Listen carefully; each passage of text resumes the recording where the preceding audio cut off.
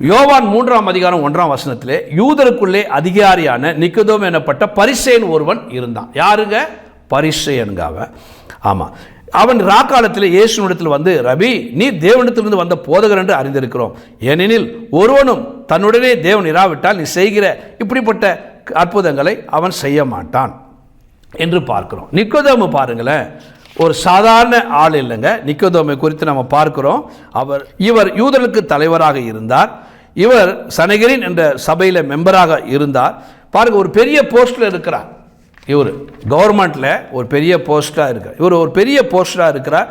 ஒரு பெரிய ஒரு அதிகாரியாக இருக்கிறார். யூதருக்குள்ளே அதிகாரின்னு நிக்கோதேமு என்ற பரிசேயன் என்பதை நம்ம பார்க்கிறோம்.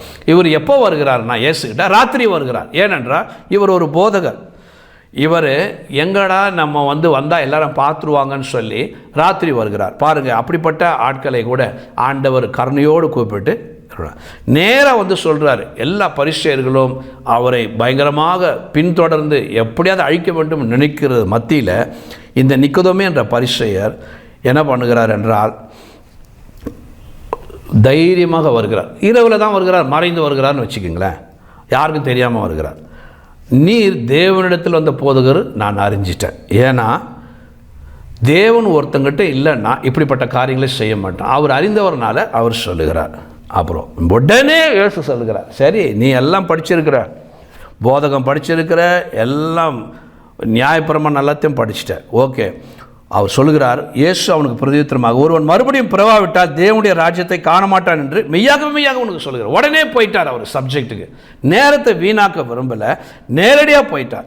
அப்போது நீ மறுபடியும் பிறக்கணும் அப்படின்றார். எப்படிங்க நான் பிறப்பேன்? நான் இவ்வளோ வயசாக இருக்கிறேனே, மறுபடியும் என் தாய்க்குள்ளே போய் பிறக்கணுமா, தாயின் வயிற்றுக்குள்ளே போய் பிறக்கணுமா அப்படின்னும் போது ஆண்டவர் சொல்கிறார், யோவான் 3 மாம்சத்தினால் பிறப்பது மாம்சமாக இருக்கும், ஆவியில் பிறப்பது ஆவியாக இருக்கும். நீ மாம்சத்தில் பிறந்திருக்கிற, உன் தாய் மாம்சம், தாயின் வயிற்றிலிருந்து வெளியே வருகிற மனுஷன் எல்லாருமே மாம்சமாக இருப்பான். அப்புறம் இன்னொரு ஸ்டேஜ் ஒன்று இருக்கிறது, ஆவியில் பிறக்கணும் அப்படின்னு.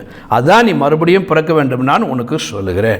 3 காற்றானது தனக்கு இஷ்டமான இடத்துல வீசுகிறது, அதன் சத்தத்தை கேட்கிறான், ஆகியும் அது இன்னிடத்திலிருந்து வருகிறது என்றும் இன்னிடத்துக்கு போகிறது என்றும் உனக்கு தெரியாது.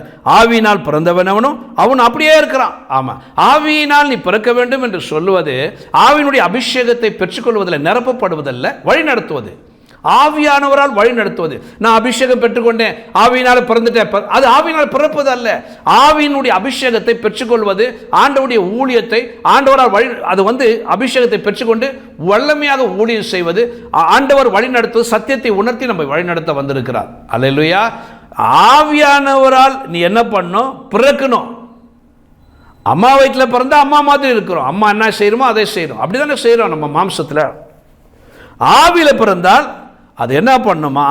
காற்று தனக்கு இஷ்டமான இடத்துல வீசும். அதுபோல நமக்கு இஷ்டமானதை செய்ய மாட்டோம். நான் ஆவியினால் அபிஷேகம் பட்டுட்டேன், ஆவியினால நிரம்பிட்டேன், ஆவியினால பிறந்தது அது கிடையாது. ஆவியினாலே நிரப்பப்படுவது, அது ஆவியினாலே பிறப்பது, ஆவியிலே நடப்பது என்பது யாருக்கு பிறக்கணும்?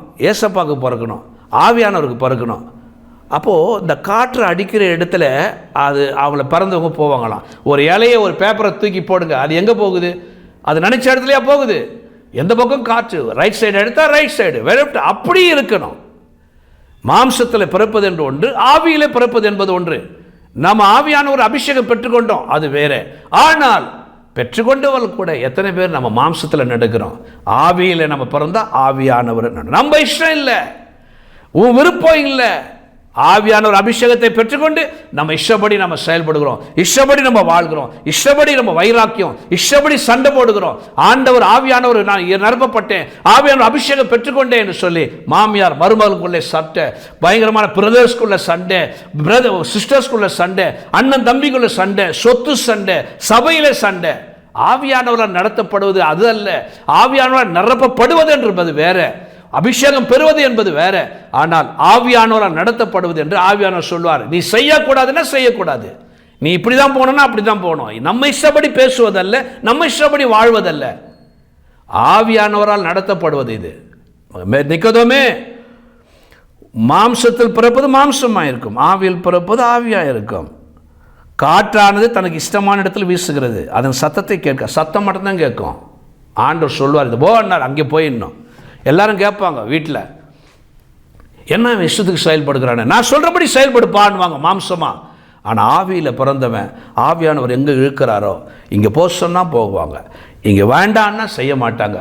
ஏய் இப்போ செய்டா, இந்த பிஸ்னஸ்ஸு சரியான நேரம், இந்த இடத்துல செய்டா பார் எல்லாரும் செய்கிறாங்க, ஆவியானவர் சொல்கிறபடி செய்வாங்க. ஆமாம், இங்கே சபை நடத்துடா பாரு, இங்கே சபை நடத்தினா நிறைய பேர் வருவாங்க, நல்லா போவோம் சபை, இங்கே அமைதியாக இருக்கும். அது இல்லை, ஆவியானவர் என்ன சொல்லுகிறார் அதை. ஆவியானவர் ஏன்னா ஆவியினால் பிறந்தவன் அப்படியே இருக்கிறான். எங்கே இழுக்குமோ காற்று, ஒரு பேப்பரை ஒரு இலையை அப்படி காற்று எங்கே இருக்குது. ஆமாம், மாம்சமாக இருக்கிறவங்க நல்லா ஸ்டபனாக இருப்பாங்க. அல்லேலூயா. நம்ம இஷ்டப்படி வாழக்கூடாது, அதான் ஆவியில் பிறக்கிறது.